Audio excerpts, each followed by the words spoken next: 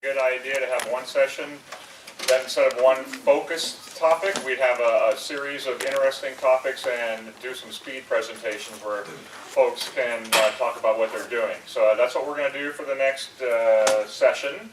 And we have a total of 8 talks, and we're going to move them quickly.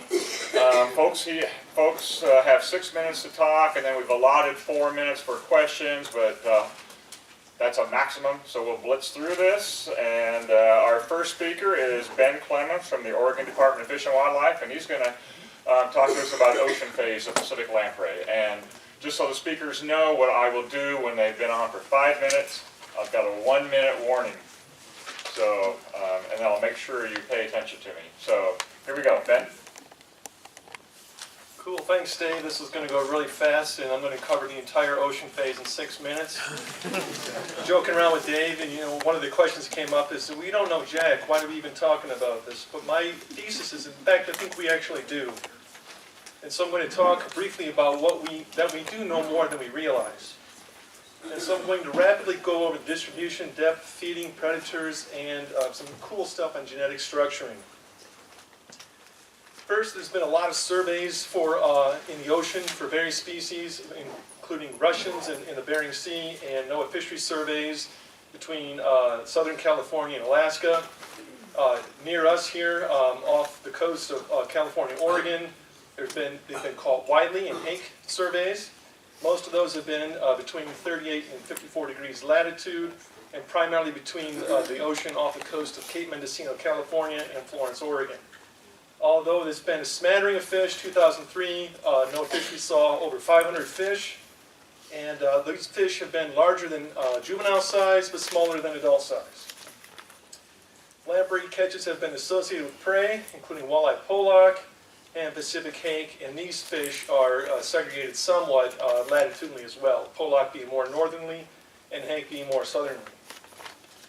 There's been quite a bit of information on depth, suggesting they exist anywhere from the surface down to 1,500 meters. These studies show various clusterings, but one of the common things is that they are common around 500 meters.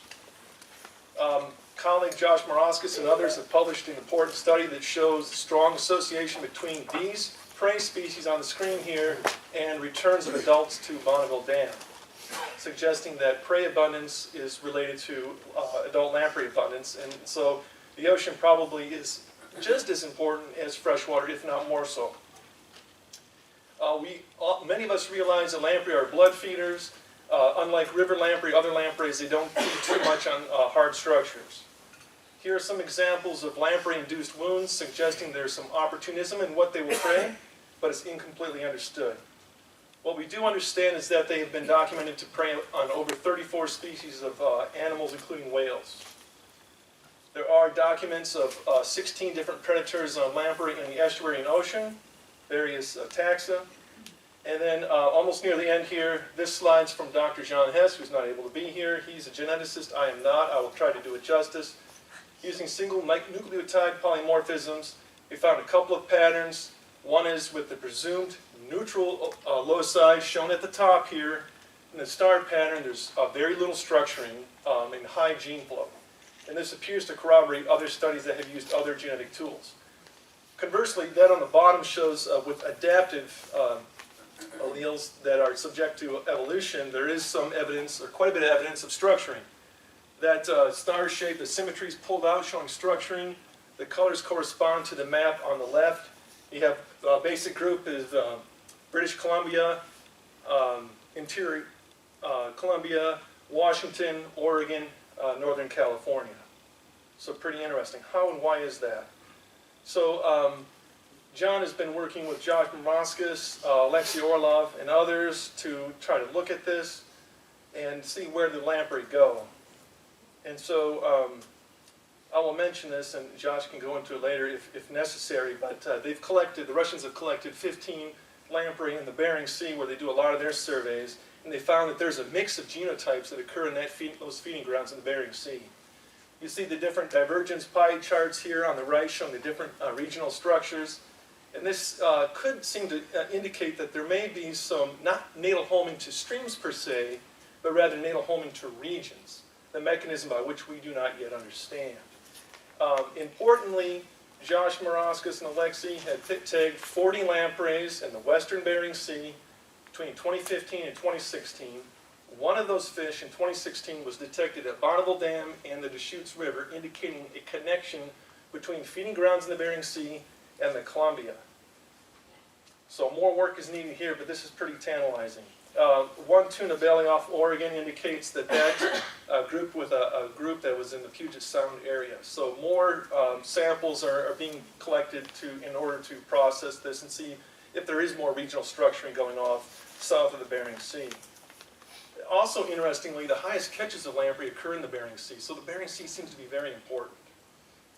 Here at the end now, I'd like to acknowledge my other colleagues on the ocean phase technical work group, and particularly Lori Wheatcamp, John Hess, Kevin Sawicki, and Trent Sutton, who contributed to this presentation.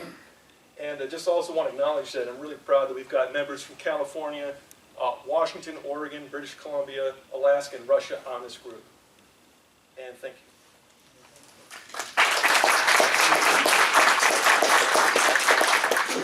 So Ben took speed seriously and sprinted. So we, in addition, we've got time for a few questions. So if you have a question, wait. Christina will find you with the microphone, and feel free to ask some questions.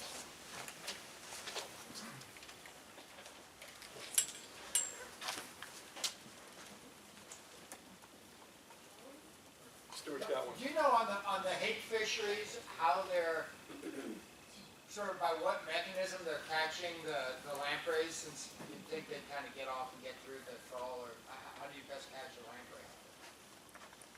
That's a great question, Stuart. The question was how best catch lamprey and hake surveys, how do they get through the gear?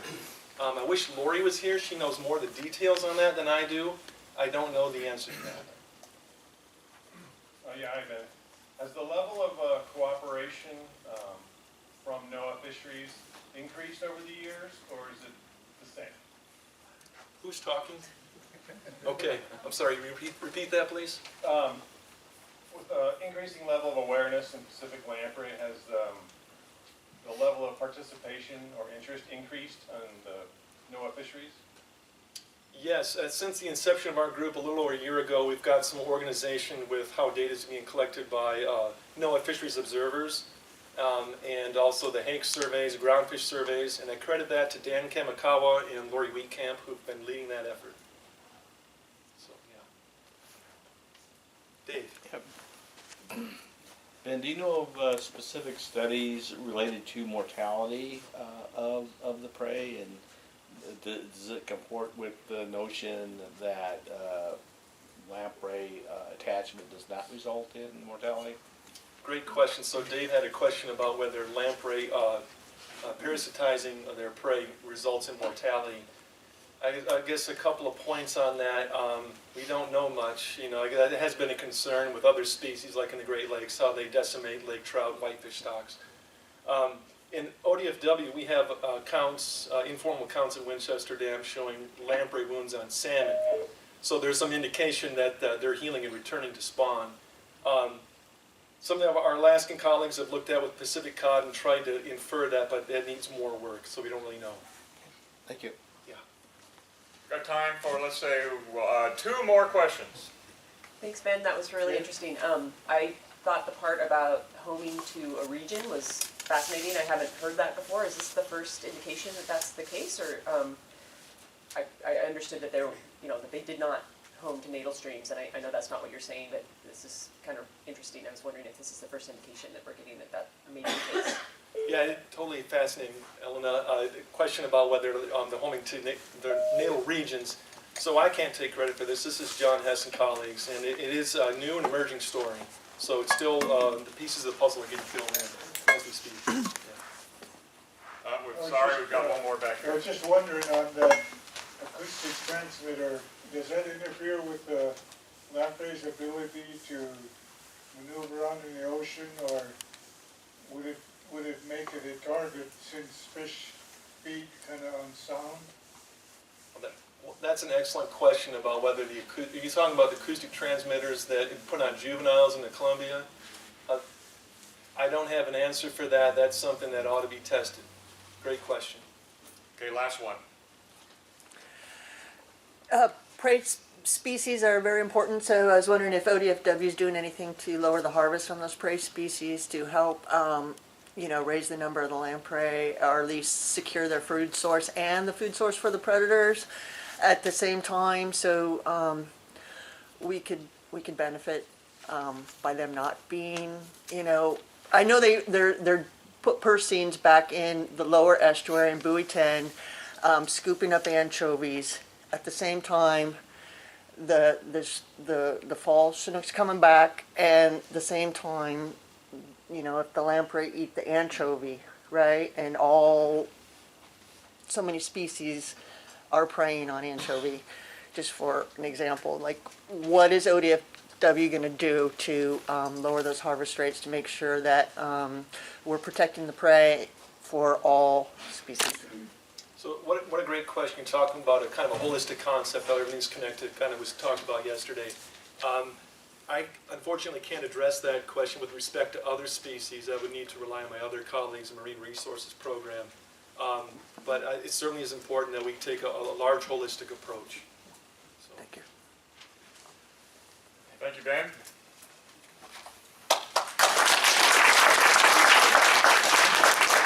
And thank you all for the great questions. Okay, next up is Bob Mueller from Pacific Northwest National Laboratory, and he's going to talk about advances in tagging. All right, thanks, Dave.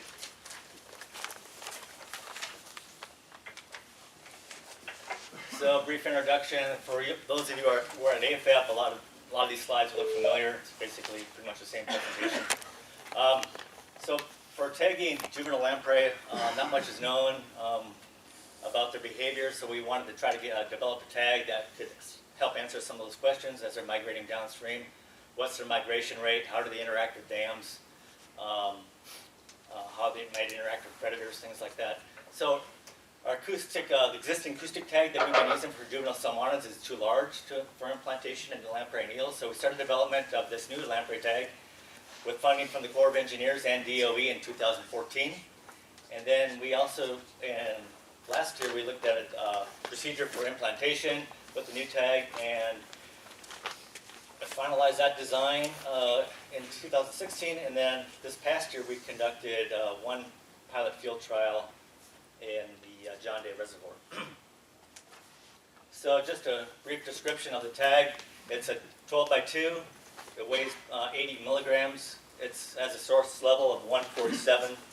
Has a configurable pulse rate, ping interval, an optimal temperature alternating, hibernation mode. Those are some of the options we can program into the tag. It has a tag life of between 20 and 30 days at a 5-second ping rate. You can just see the general size of it over here.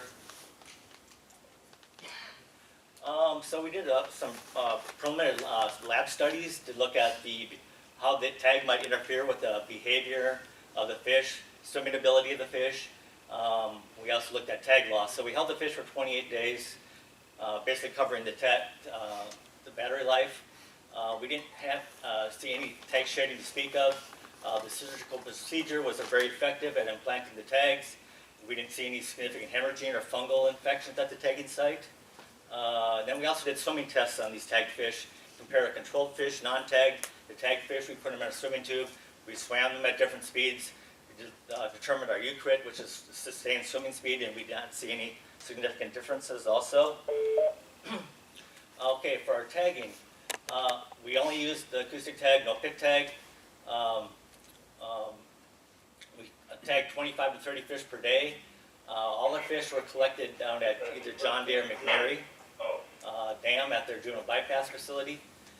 We anesthetized. We used the same tagging procedures that were already previously developed by Matt and some of the previous studies that we also did. Okay, here's a little map showing where the fish were released. You can see the release locations down here, just upstream from Oregon. We got a first array just 1 kilometer downstream. We had a second array which consisted of 2 autonomous nodes side by side, so we can get some 3D information, try to get an idea of the depth that fish are swimming at. And our third array was about 7 kilometers downstream. So those were our positions of our acoustic array nodes. And our fish tagging. I got just a brief video here of the tagging, how we tag the fish. basically, we're tagging the fish about 2 to 3 centimeters just posterior of the gill pores. The total tagging procedure lasts about 20 to 30 seconds. The tags are all inserted just by hand, no sutures. And it's very effective way to tag the fish. We didn't, like I say, with our tagging study, we didn't see any abnormal impacts.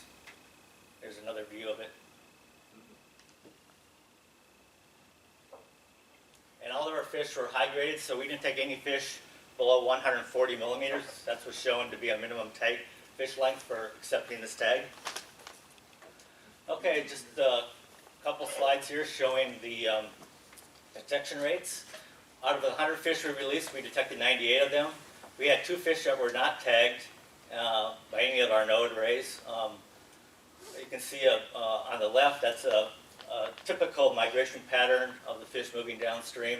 And then the 2 here on the right showing some back and forth movement between the first 2 arrays. We never reached the 3rd array, only 2 fish. Okay, quick summary. This is the first, developed the first acoustic tape for studying juvenile lamprey and eel also. We developed the tagging protocols for tagging. And the pilot field trial was very effective at demonstrating their ability to pick up those tags in the free-flowing river. And of course, that's going to lead to a better understanding of the migration patterns of the lamprey as they move downstream. And also could inform management decisions also at the hydro facilities. And that's all I had. Questions for Bob? We'll hold it, our protocol, we will hold applause until after the questions are over. Go ahead. Yeah, Bob, now that the utility of the developed tag has been shown and the initial pilot test has been done, I know in 2018 there's going to be a follow-up field study using the tag, I think. Well, no, that's still to be determined. The Corps will not be funding any significant larger scale acoustic tag study for juvenile lamprey, but the Yakimas do have a study projected to occur on the Yakima River, so they were going to tag between 75 and maybe 100 lamprey with our new tag. So no main stem studies are planned for 2000? Nope, not for 2018. Thank you. Some of those fish may go to McNary Dam. Okay. Yeah, they'll be released in the Yakima, but we'll also have detectors down within the main stem Columbia. I was just wondering what sort of objectives, metrics that would be targeted. I assume that they are on the mortality, travel time, and stuff like that. We'll be able to determine travel time from release point all the way to our first array, which will be down just in the Fort Bay of McNary Dam. Great. Yep. Thank you. Okay. Anything else? Go ahead. I was just curious. Hold on until you get the mic. Thank you. I was just curious of the fish tracks that you showed, Yep. the 2 that were kind of ping-ponging back and forth. Right. Do you have sort of any ideas of ways that you could try to evaluate predator tracks and the potential that those fish have been consumed or? Yeah, that's very possible, because we only had 2 fish that were doing that behavior, so there's a lot of predators in that part of the reservoir, a lot of walleyes and bass, so it wouldn't be unusual for one of those fish to be picked off by a predator. And basically, a predator's not going to be moving, probably that much downstream at that short duration, so it might just hang around our array sites, so that's a possibility why that's occurring. Go ahead. Thank you. I was just wondering about retention studies Yep. and I guess when they would shed. Like I say, we did the tagging studies in the lab, and we didn't see, I think we had, out of the 100 fish that we tagged with the tag, we had 1 or 2 that actually would shed the tag over that 28 to 30 day period. So our tag shedding, we would feel pretty comfortable that these fish aren't shedding those tags very readily. And even if they do it even after a prolonged rate after 28, 30 days, that's the life of our battery. So, if we see a lot of tag shedding after that date, it's really not going to be a big impact on our study. Go ahead. Yeah, question, is there a reason that you used an incision rather than an injector on that? Yes. So we wanted to make the incision size as small as possible. So we just made the incision size just large enough to insert the tag, 2 to 3 millimeters. So we could just put the tag in. We don't want to make that incision any larger because that may promote tag shedding. So that's why we did it that way. Time for one more question. Is there a reason why you put the tag in and pushed it towards the head of the fish rather than push it away from the organs, or is that just? Yeah, we inserted the tag anteriorly, but we didn't have any. That's what Matt did on his studies, so we just kind of followed that same procedure with the pit tagging. So we just followed that, so it seemed to work pretty well. Good. Thank you, Bob. Thank you.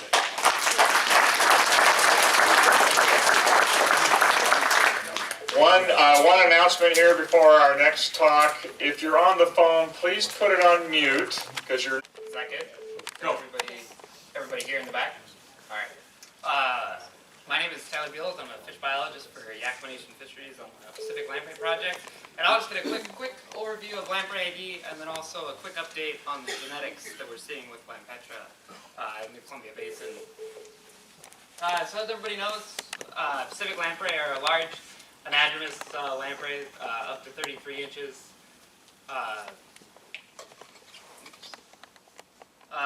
And then also in the Yakima or in the Columbia Basin, we have Western Brook Lamprey, which are freshwater. They're resident fish.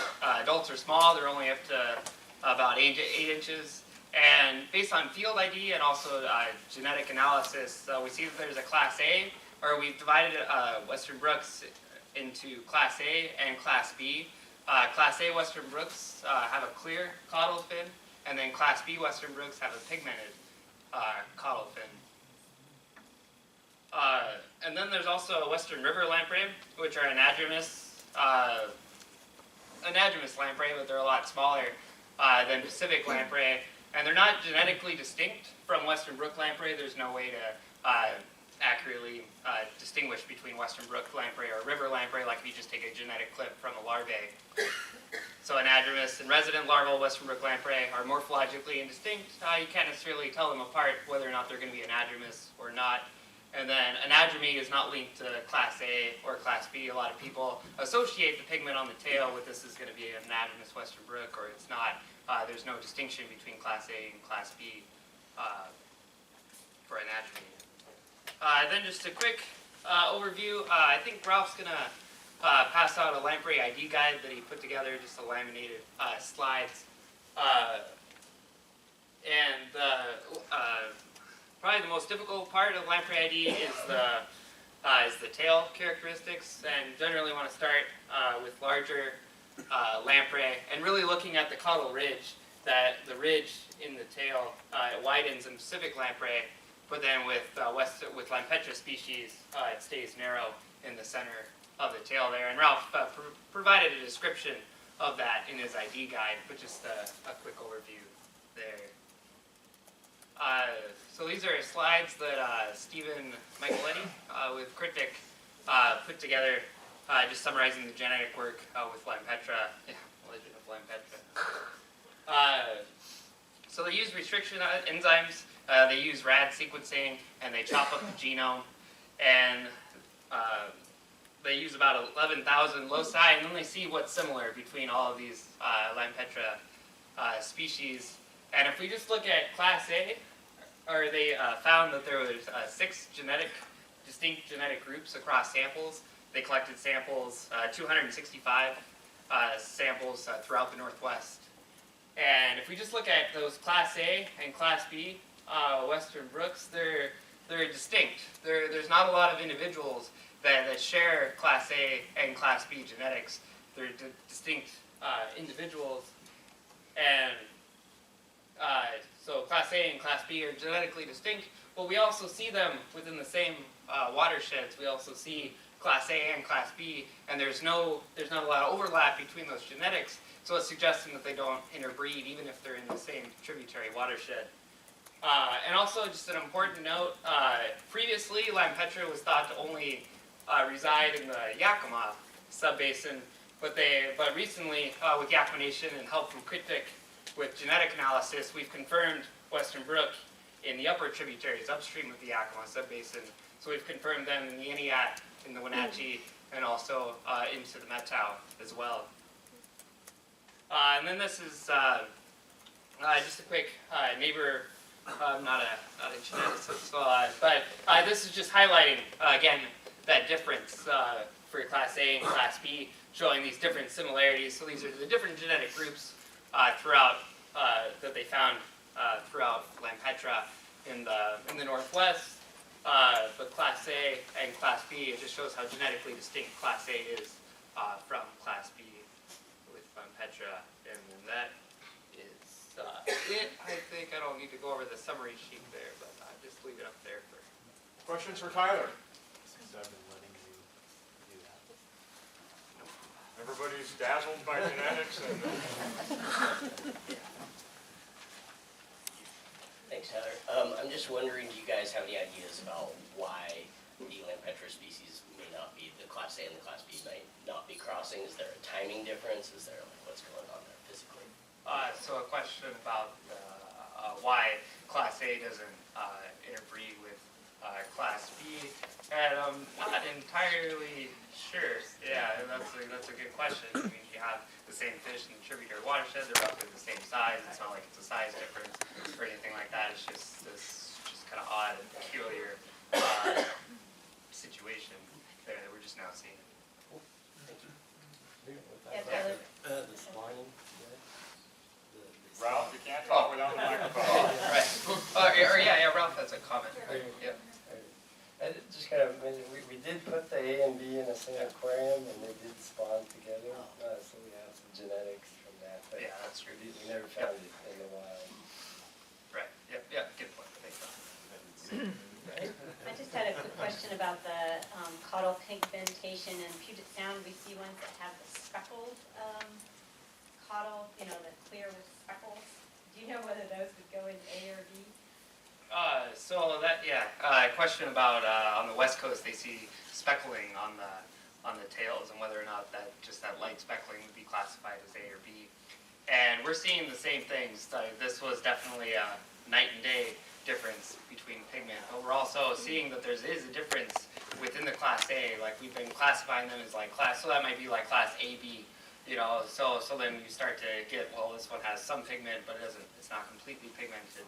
So it just depends on the level of the pigmentation on whether or not we would classify it as A or B. Two more questions.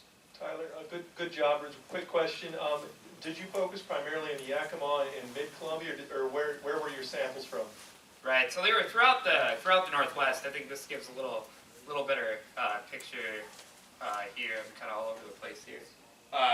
So it's just kind of a little notch down there, but all the way down into California, throughout the Northwest. But the sample is definitely focused on the Columbia Basin, but then also quite a few samples from the Yakima Basin. Time for one more. I see one over here.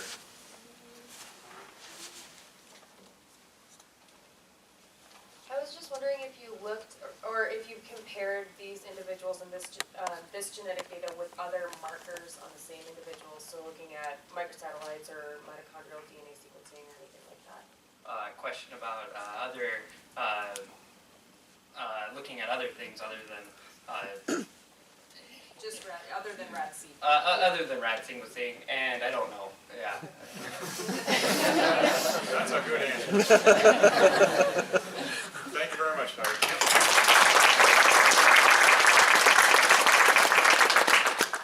Okay, next up we have Elena Nielsen from USGS, and if I can find the cursor here to get rid of this talk, and Elena is going to talk to us about contaminants and lamprey.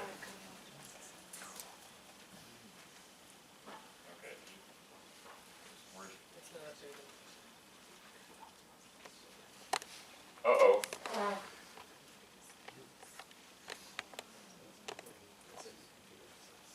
Christina? No, it's not my computer. This is your computer. That's your computer. Nope. Oh, here. Oh. No. Okay.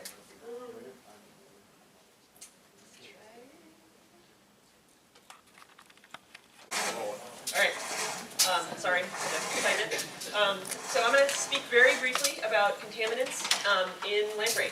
And I'm going to show some data from 2 studies that were a collaboration between USGS and CRITFC. And then I also got some data from Bob Mueller from PNNL, so I'm going to show some of that data as well. Okay, so as we know, lamprey have a very complex and exciting life cycle. And during a lot of their life cycle, they are exposed to contaminants, both when they're living down in the sediment and also when they're feeding off of other fish. Despite the fact that we know this, that their life cycle does predispose them to exposure to contaminants, there's been very few studies that have focused on this issue. So USGS and CRITFC decided to look into this in the Columbia River. We went out and sampled 27 sites in 7 different rivers, including Yakima, Umatilla, Deschutes, and Hood River, Mill Creek, 15 Mile, and then quite a few sites in the Willamette Basin. Okay, so this is that same map, just showing these pie charts that give an indication of sort of the proportion of different contaminant classes we saw at each of these sites. Flame retardants are in dark blue, PCBs in yellow, and you can see they only showed up at a couple sites. This is the larval tissues I'm talking about now. The current use pesticides in red, DDTs in brown, and other legacy pesticides in the light blue. And this just gives you kind of an idea of how these different contaminant classes are distributed in larval lamprey throughout the basin. You see that the DDTs are pretty widespread everywhere. Some of the current use pesticides are important at some sites and don't show up at all at other sites. And interestingly, the PCBs only showed up at these 2 sites in the larval lamprey. The second phase of our study was to look at adults.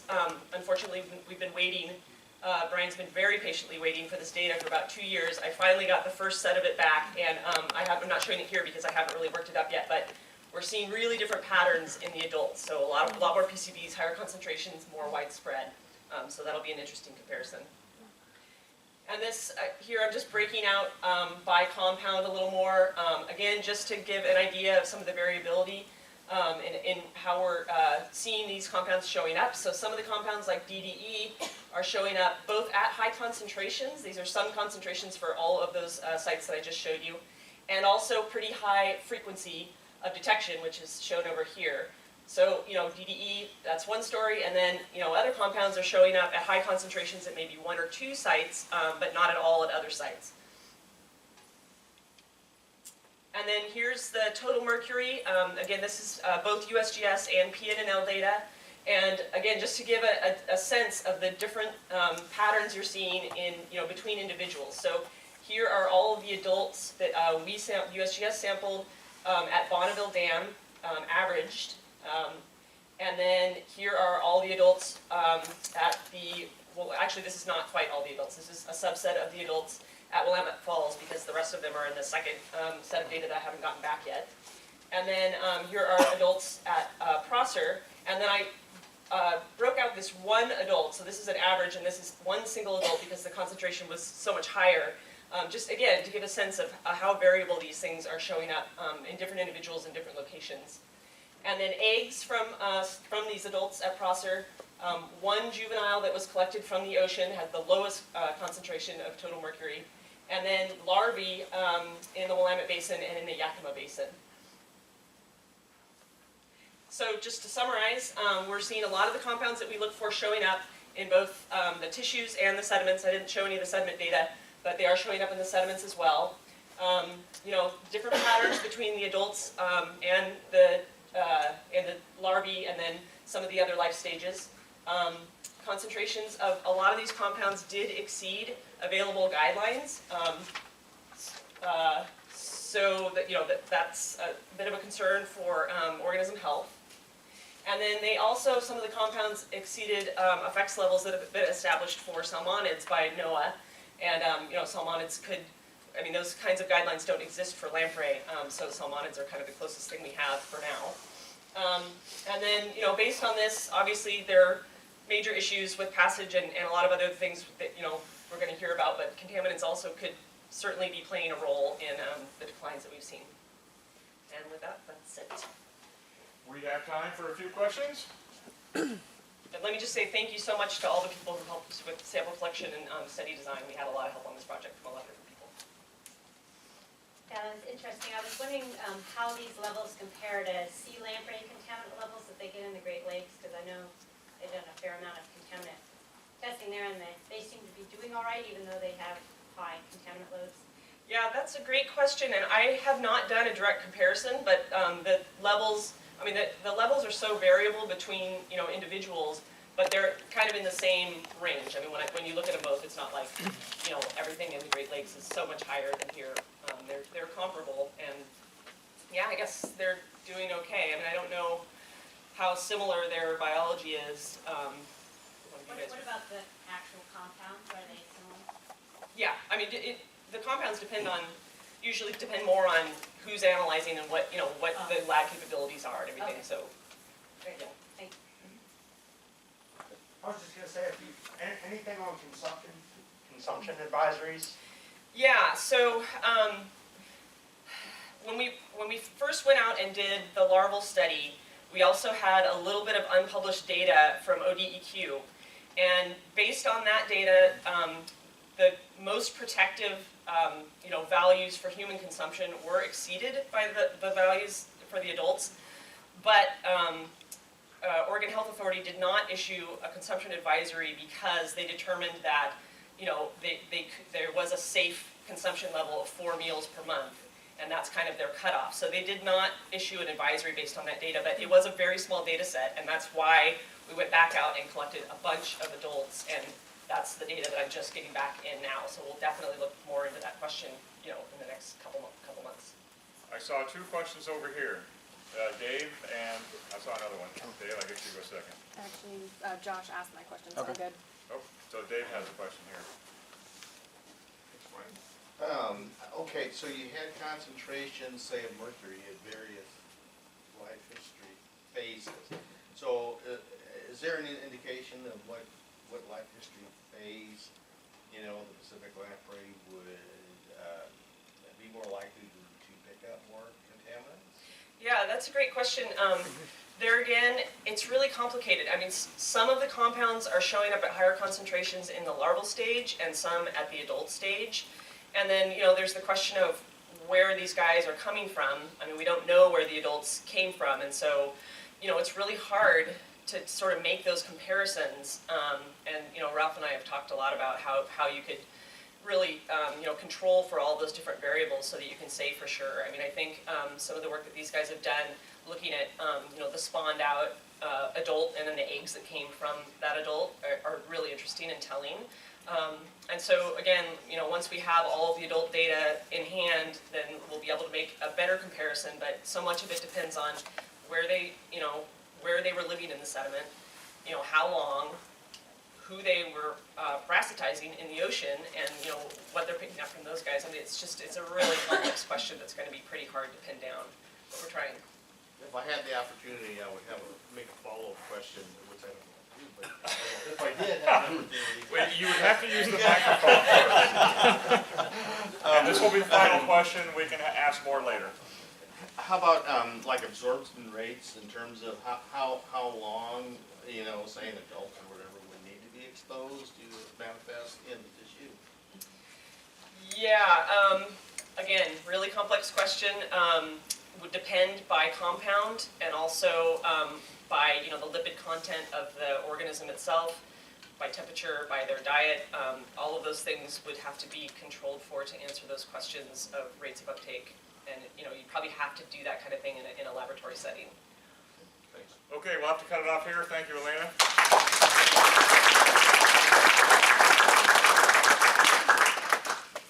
Okay, our next presentation is a tag team match, which I'm assured that the transition is choreographed to perfection.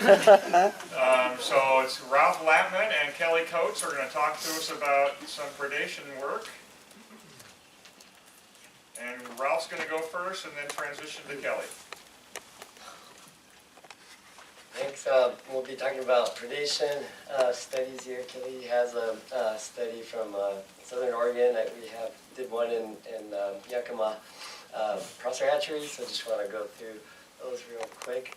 It's called Got Lamprey, a study design examined predation potential to larval lamprey. You know, there's a lot of we knew a little more, know a little more about adult predation, what feeds on adults, and but really the juveniles are a black hole. We just don't know who's eating what. So this was a study just so we can know a little more about who's eating what and how much and what sizes. So we looked at 7 native predators and 3 non-native predators, and then also looked at different size classes for some of those. We used live larvae, 8 fish per predator, and then dead fish, 2 fish per predator, 4 different size classes for live larvae. We also want to look, predation without sediment and with sediment, what difference does that make, and also short-term, long-term, what's the difference there. So this is the snapshot of all the predators. Obviously, northern pike minnow on the left, sturgeon, smallmouth bass, we knew they eat a lot, they're pretty high predation. So that's the top is the live larvae, the orange is without the sediment, green with the sediment. But something that struck us was the other fish like carp and bullhead and chiselmouth, those species that we don't really normally are concerned for salmonid predation, they're pretty high as well. And then the other thing was salmon. They didn't eat a whole lot of the live lamprey, but they did chewed or ate most of the dead lamprey, which was interesting. I think it's, I'll talk about that a little later. And this is the long-term study. So we only looked at 4 species for the long-term. And what we learned, the black dot is the short-term study results and kind of comparing to that. So all the predators, they ate all the fish we provided in the 1-week period. So no difference there. But we did see some of the species like sturgeon and carp, they ate a lot more. Even with the sediment present, they ate quite a few. So this is the summary of all the things that we learned. With sediment, very few predation occurs. They were able to hide pretty well, so that shows the importance of sediment. But then the salmonid, they didn't seem to like the live lamprey, so maybe there is some literature about toxicant skin cells that lamprey have, and maybe species that chew a little more, they have a hard time digesting live lamprey. There's some bite marks that we saw, but they didn't finish them. And then the bottom dwelling, or the bottom feeders like sturgeon, carp, and other species, they can key in on the lamprey even in the sediment. And lamprey, they can really, they don't have any bones, so you can pack them into a small, that's the gut of a bullhead, and there's 2 large lampreys that were in there. You can pack them in really hard, and it's hard to accurately estimate predation because they digest pretty fast. Within 24 hours, they just look like a black mush, and without the bones and structures, it's hard to ID them in predation studies. And finally, other predators that are kind of low-key predators, they seem to be a problem for lamprey. So if we think salmon predation is bad, lamprey predation is really, really bad.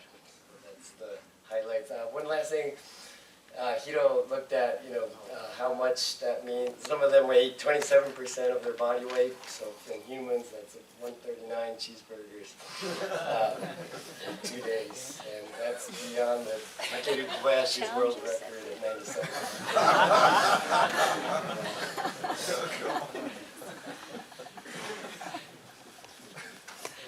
Hi, it's kind of hard to follow up that last slide. So I'm going to talk about our smallmouth bass predation study on lamprey in the Umpqua Basin in Oregon. And I want to thank Jason Dunham and other folks from the USGS for their cooperation on this, as well as the Roseburg BLM for the help. This was funded through a Fish and Wildlife Service tribal wildlife grant. So our question was, what happened here? These are numbers from Winchester Dam, fish counts of lamprey, and as you'll see, there's a linear downward trend, and we were wondering if perhaps the coincidental introduction of smallmouth bass, which we know is a voracious predator, might have an impact on our lamprey populations. So we did a study. Our study site is in Lower Elk Creek, which is a tributary to the main Umpqua River, headed by Elkton, Oregon. It was a large dammed pool, about a half a kilometer in length. We had 2 sampling events in July and September of 2013, where we fully tagged fish in July to quantify growth of individuals, and then conducted Mercury capture in September to estimate the population. We also took diet samples from 209 bass and monitored water temperatures. So, for bioenergetics, basically, we combine information on the smallmouth bass diet and energy density with other variables, including temperature, body size, growth, and prey energy density, put that into a bioenergetics model to estimate the consumption of larval lampreys. And I'm not going to go too far into our methods, because we actually had a paper published in June of this year, so if you want more information on that, I'm more than happy to send that to you. Bottom line, how many lamprey were eaten in 500 meters? Approximately between 1,000 and almost 3,000 larval lamprey, according to our estimates. So it comprised about 8.5% of the diets of smallmouth bass that were sampled.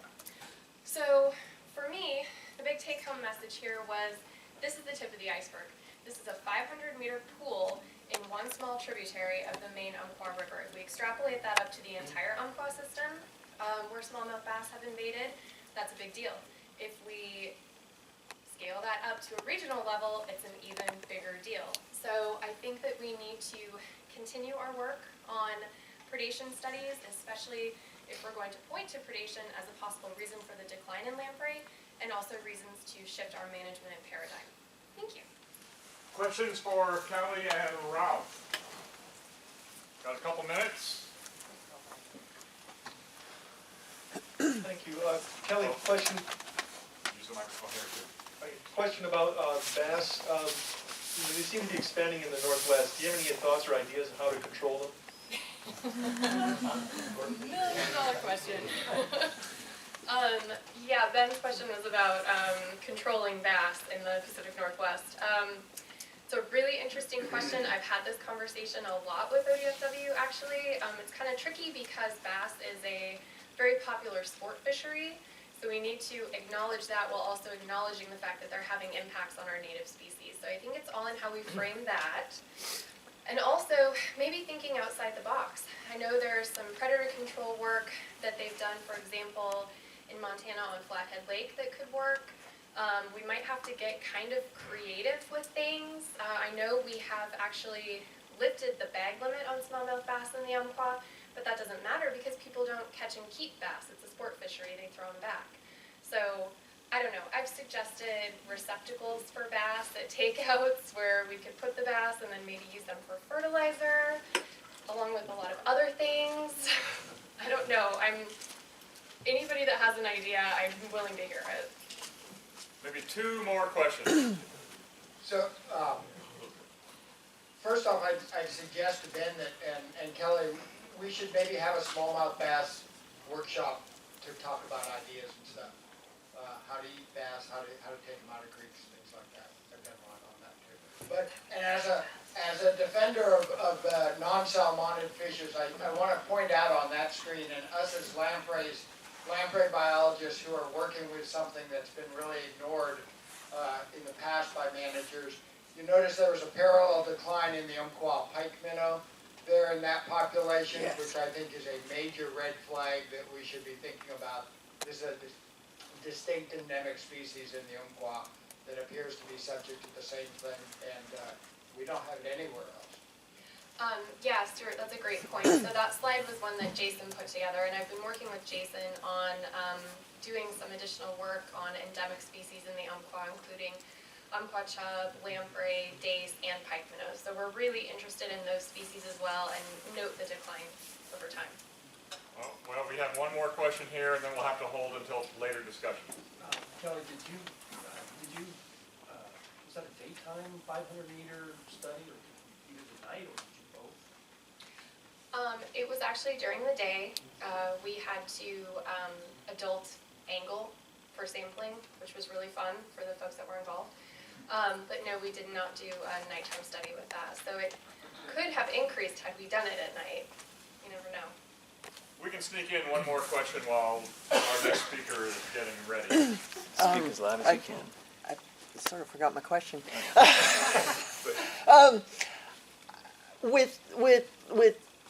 know ODFW has had a bounty on pike minnow on the main stem of Columbia for a long time. And they're actually pulling fish, paying people to pull the pike out, which is a native fish, which is actually allowed the bass to proliferate, and especially behind the dams in these warm slack water lakes. So we can work well on passage, but once they get over that dam, and then they're subjected to all these non-native fish.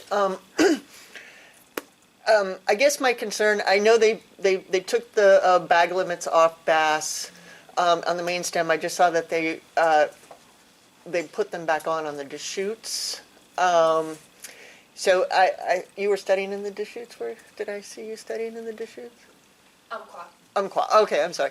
So they just put the harvest levels back on the bass on the Deschutes, but with the pulling out the pike, I mean, it seems like it's allowed the bass to come back in and just proliferate, and now they are eating millions and millions of baby salmon as well as lamprey.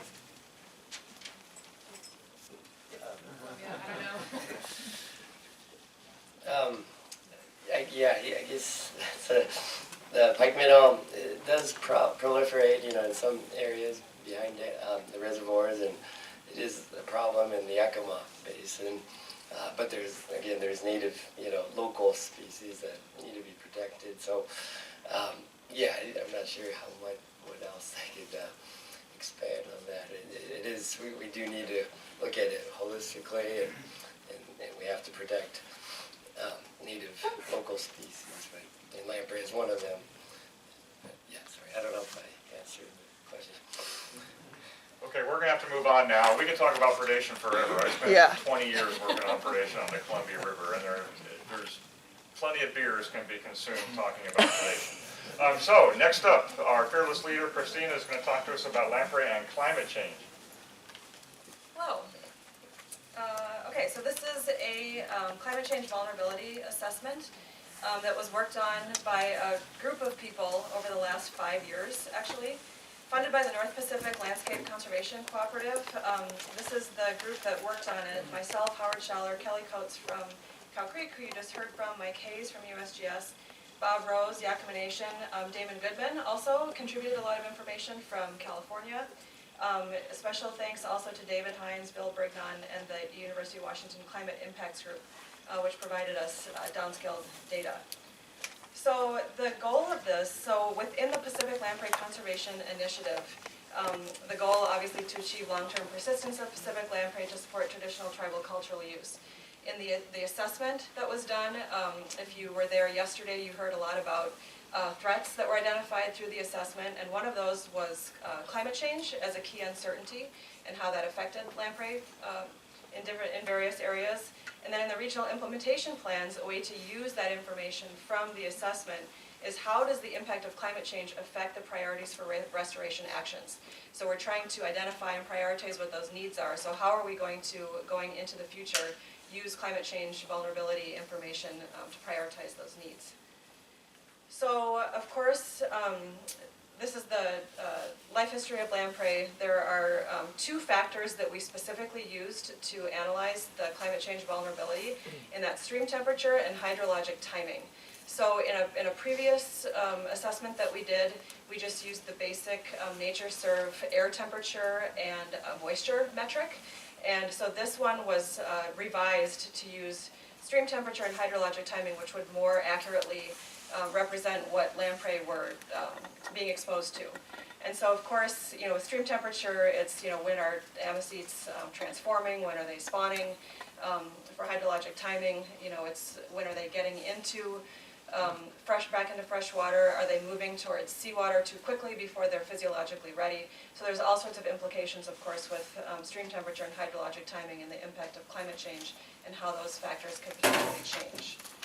So these are the basins that we evaluated. On the left there's 15 basins. Surely this is not an exhaustive list, but we tried to incorporate areas where Pacific lamprey historically were and kind of get a sampling of Pacific lamprey. We used the CMEP5 data set, which came out in 2013, and that is the Climate Model Intercomparison Project of downscaled information and future projections on climate change.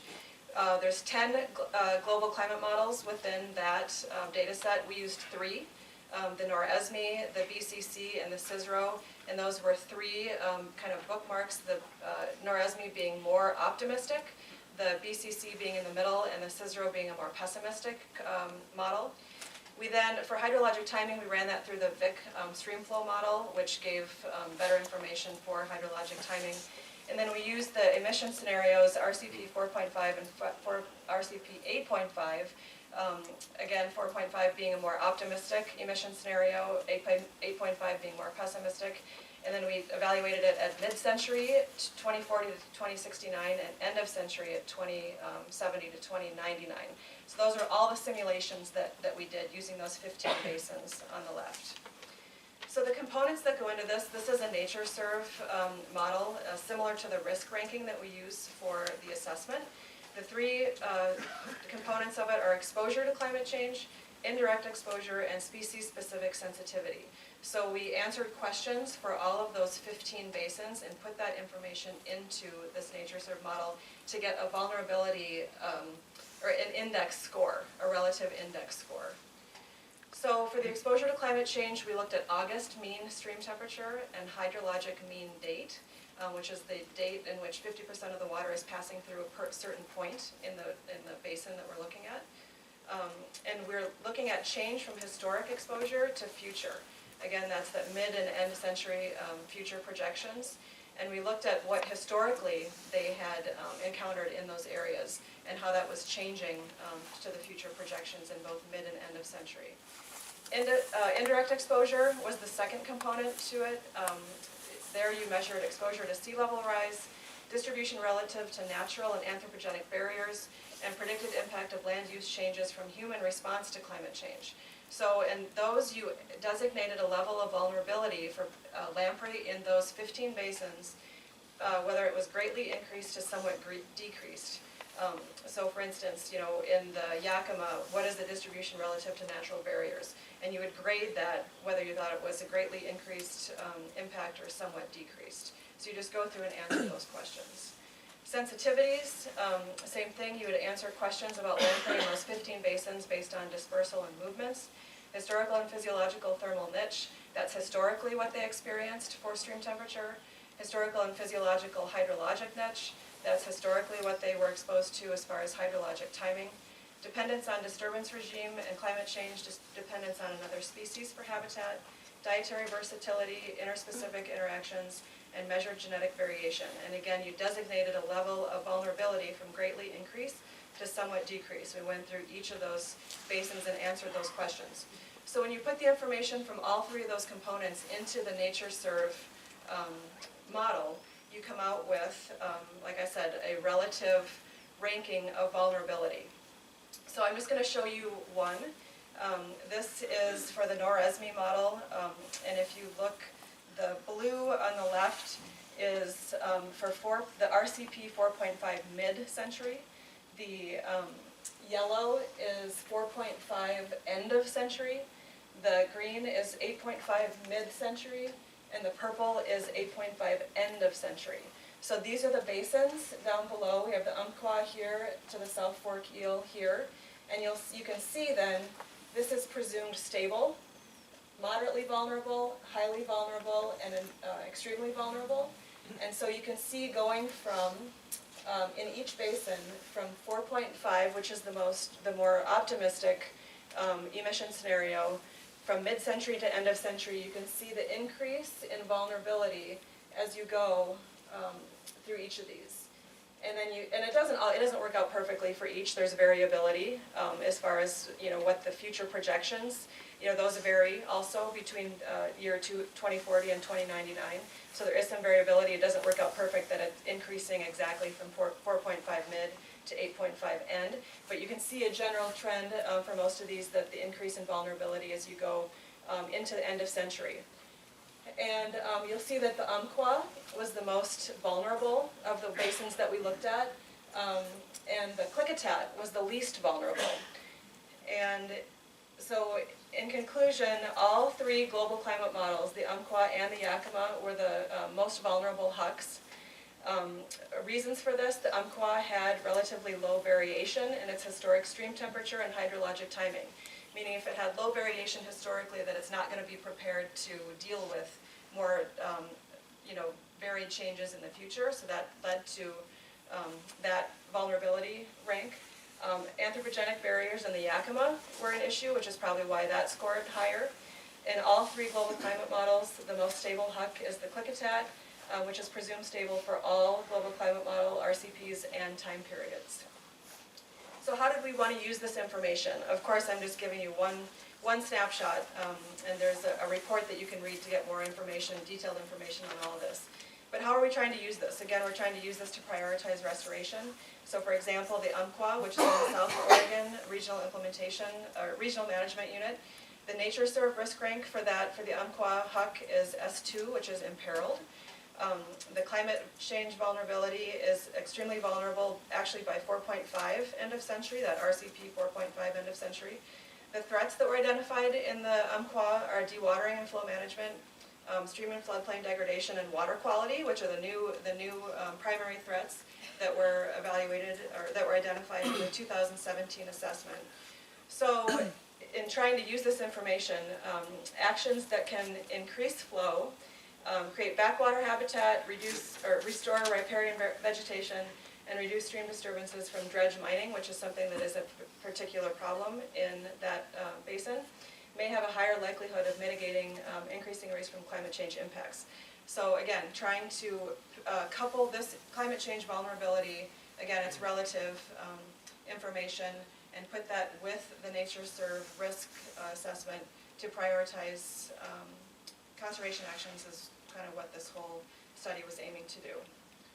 So with that, I can take questions. Okay, at Christina's expense, we're going to try to get back on schedule, so maybe 2 quick questions, and we'll count on Brian to wander around with the microphone. I can answer my own, should I go and travel around?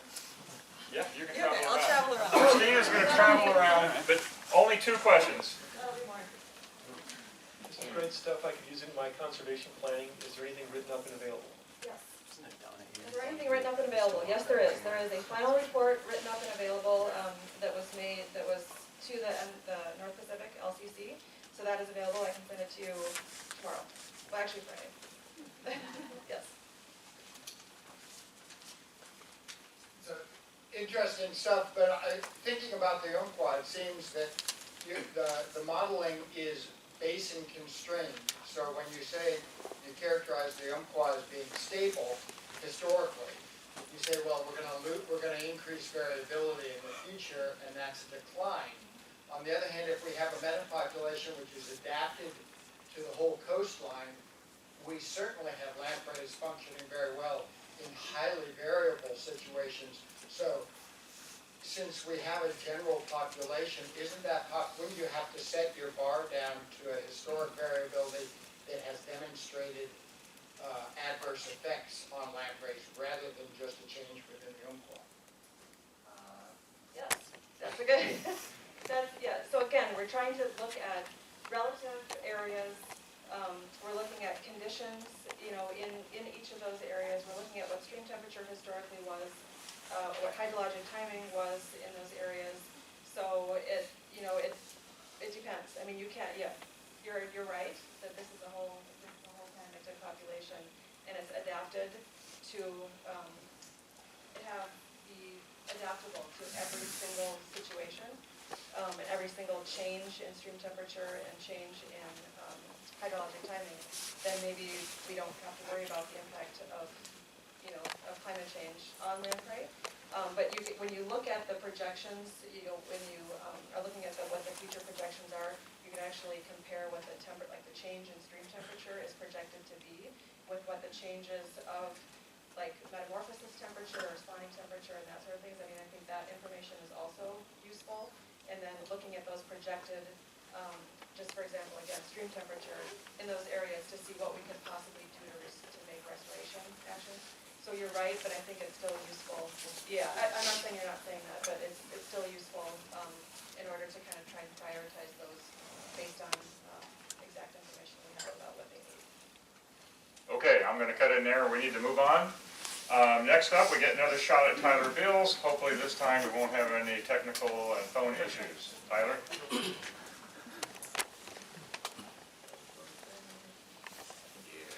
Alright, so talk number 2 here, just going over updates on lamprey entrainment, just kind of what we're seeing, and dredging updates. So lamprey entrainment is a widespread issue. It's not just focused on one subbasin. Hundreds of thousands of larval juvenile lamprey are entrained each year. Just in the Yakima subbasin and 2 large-scale irrigation diversions, Sunnyside and Wapato diversions, we salvaged over 40,000 fish just in the last 2 years. And even in Dryden diversion up in the Wenatchee, we're part of a collaborative effort that salvaged over 25,000 larval lamprey in the last 2 years. So the problem is that many lamprey are left after the salvage. The salvage doesn't get everything out of the diversion, so you're just left with this unknown number of lamprey that are left in these diversions after the salvage. And there's also an impact from dredging. So an example is, again, Dryden diversion, where they salvage every 1 to 3 years upstream of the head gate. They remove all of the sediment, and then they dredge all the sediment, and from that dredged material, over 20,000 larval lamprey were salvaged from that dredged material just in a single year in 2016. And again, potentially many thousands. It's an unknown number. It could be more, it could be less. Remain in that dredged material. We're unable to get everything. So current tools we have to monitor and understand lamprey entrainment. To understand lamprey entrainment, there's a deep water electrofishing unit that we're working with Bob Mueller with PNNL. There's a camera here, and then there's an electrofisher down here with a camera, and then we're able to shock a known area and start to estimate the number of lamprey that are in these canals during high water, and get an idea of when the lamprey are entering, so do it in the spring, summer, and fall, and get an idea of when the lamprey are entering the canal. There's also eDNA, which I think Carl probably talked about, collecting eDNA samples, again, at different seasons to get an idea of when these high numbers of lamprey are entering the canal.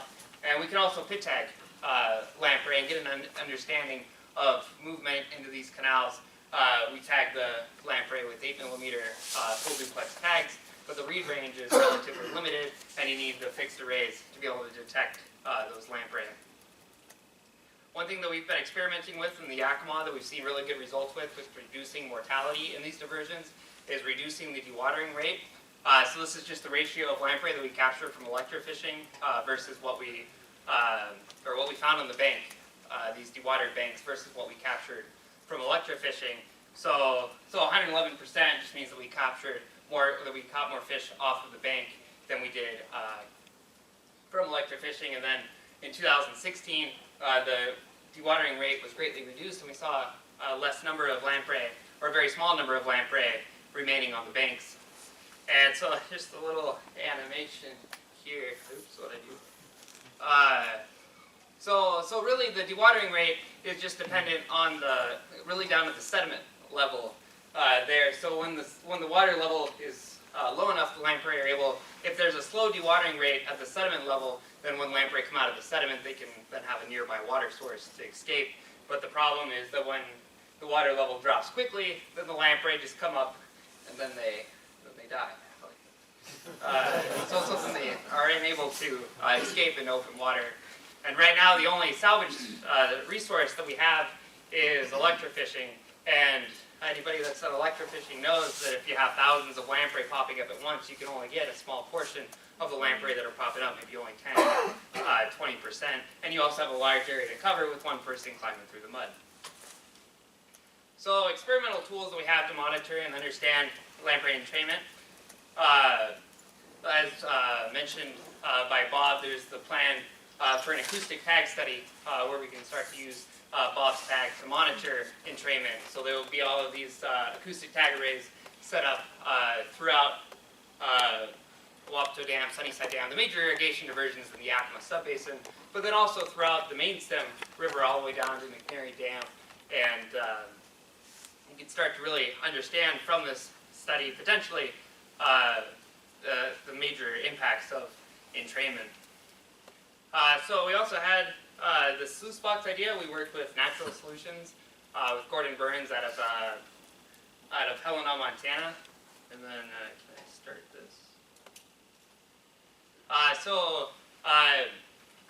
We have this Sluice Box idea. So on the bottom here, there's just this perforated plate, and the idea was that we'll suck up all the sediment and we'll push it through the sluice box. We'll push it over this mesh or over this perforated screen, and then we'll just collect all the lamprey that are left on top of the screen. But as you can see, one of the major problems is that there's a large amount of organic debris that collects on top of the screen.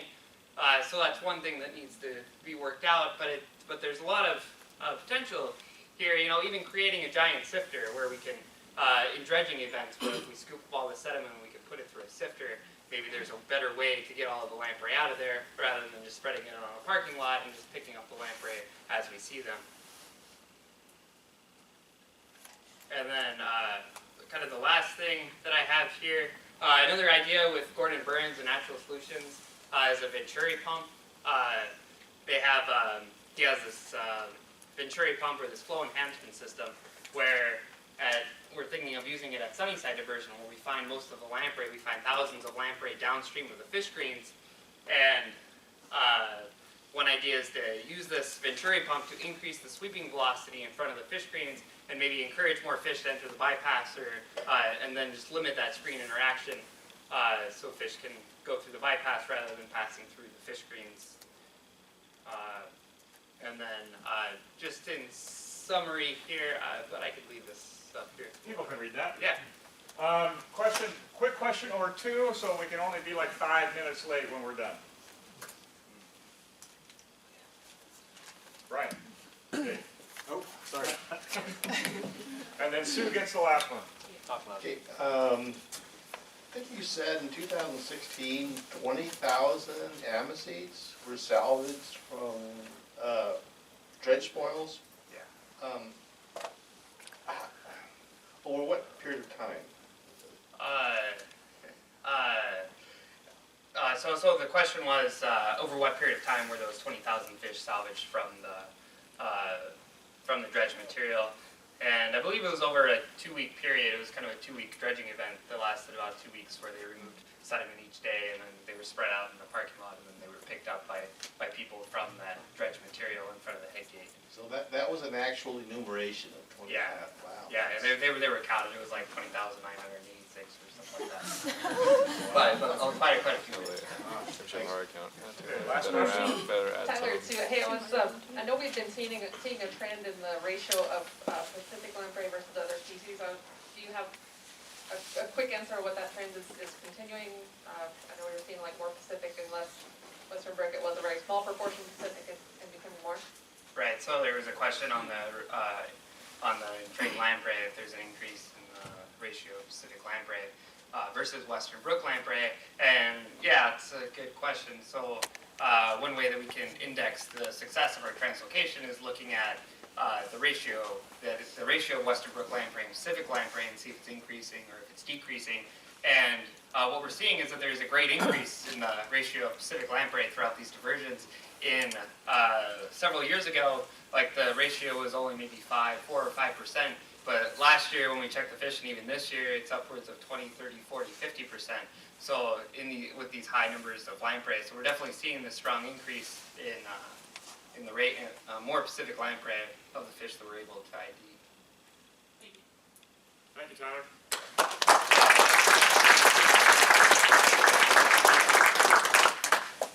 Okay, our final presentation, Aaron Butts from the U.S. Fish and Wildlife Service is going to talk to us a little bit about web resources as soon as I get it up here.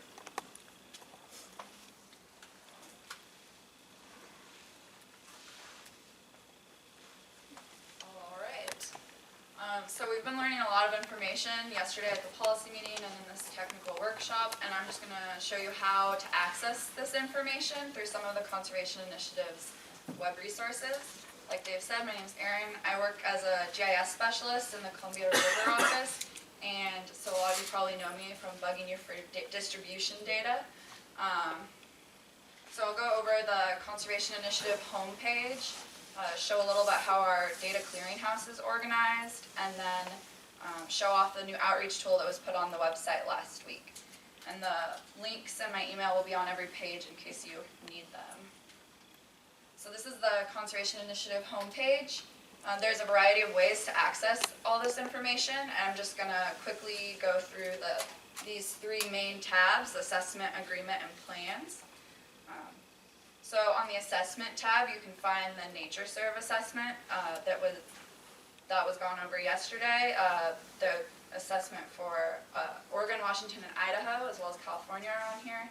Once the updated assessment is complete, it can be found on this page, and that will be sometime in the spring. On the agreement page, you can find a copy of the conservation agreement, as well as the addendum, and operating guidelines and information on how the conservation agreement committees are organized and the roles they play under the agreement. On the plans page, you can find copies of all the regional implementation plans for each regional management unit. And since these plans are done every year, you can find past year's plans here as well. And this is where you can find information on the priority projects that were discussed briefly yesterday, if you want to learn more information. So back to the home page. There's a lot of other information I don't have time to cover. Information on cultural importance of lamprey, links to partner resources, events and news regarding lamprey, education and outreach information. So I encourage you all to take a look when you have a chance.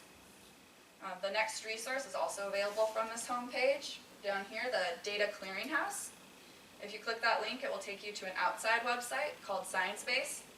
And I'm working on adding reports, like the climate change report will be on here, other information people have talked about. So we want this to be like a repository for information, so you can just find everything here. It's organized into different categories. All of the technical work group subgroups have a folder, and as well as some general folders such as biology and distribution, which you can see zoomed in right here. Under the distribution folder, you can find the NatureServe rankings maps, as well as you can see and download the distribution data. Currently, it's just for Oregon, Washington, and Idaho. This is the data as of 2016. I'm currently working on adding data from all of the regional implementation plan meetings we had this year. For those of you who were with us yesterday, and you briefly saw it in Damon's talk, the California data is also online now, and Alaska is planning to share their data as well. So the hope is to have a U.S. range-wide distribution database. And the new data should be online soon. If anyone has additional data, feel free to send it my way. My email is up at the top. And thank you to everyone who has contributed data. I know a lot of you have. And the last thing I wanted to share really quickly is a new outreach tool called a story map. It's available from that Conservation Initiative homepage I showed. And also I created this tiny URL, which is a little easier to remember if you want to go to it. This tool it's an interactive website you can scroll through, and it has information, videos, links, photos, and interactive maps so that users can dig into the information as much as they want. This is supposed to be useful for those who want to learn more about Pacific lamprey, as well as for everyone here and for partners to interact with the data and another way to access links to different resources. The distribution data is available here too to interact with. You can zoom into this map, you can click on it, and it will tell you the name of the stream and where the data came from. So it's a little more user-friendly for those who don't necessarily want to download the database. And once the data is updated on the Data Clearinghouse, I will be updating it here as well. So that is what I have. If anyone has questions about data, wants to send me data or reports that they want on the clearinghouse, or any questions, feel free to contact me anytime. Quick question or two for Aaron. Yeah, Aaron, use up your quota, question quota. At what HUC scale do you record the distribution? I have a point data set that's anywhere people have been sampling and sent me data. So I'm using StreamNet's stream layer database data and attributing it to those. So anywhere. Sometimes there's some unnamed streams and I bug people about like where it was. So So a point identification or distribution can become a stream? I mean. yeah, so the streams in the database that you can download, there's many points. And I am using those to inform the stream layer. Thank you. I was wondering, is ODOT a part of these conversations and sharing data? Because Oregon is in the process of passing $1 billion package for ODOT, and when we're talking about culverts and diversions and water bypasses and making sure that these fish can move upstream, it would be nice that their folks working on these same issues can collaborate with everybody in this room to make sure that going forward, when we're spending our money, that we're actually only having to do it once and not having to come back and, redo things. And then making sure that we have enough staff on hand to maintain, the work that we're doing. Because like with climate change, one day fish might be dropping into the water, and if you don't go back in 3 months, they're hitting dirt, right? So, yeah, I believe I do have some data from ODOT. I have a whole spreadsheet on where everything is from, so okay. I'll put that online when I put the updated data on as well. And yeah, I know I've been contacted by people who've removed culverts and found lamprey while doing that, so there's a lot of different sources. Okay, final question. Not even a question, just responding to this really quickly. Or final clarification.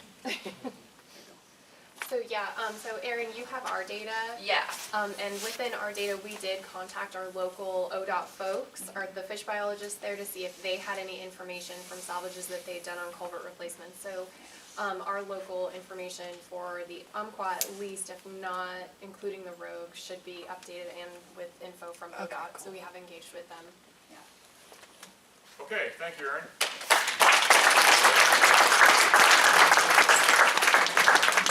Okay, that's the last of our speed presentation.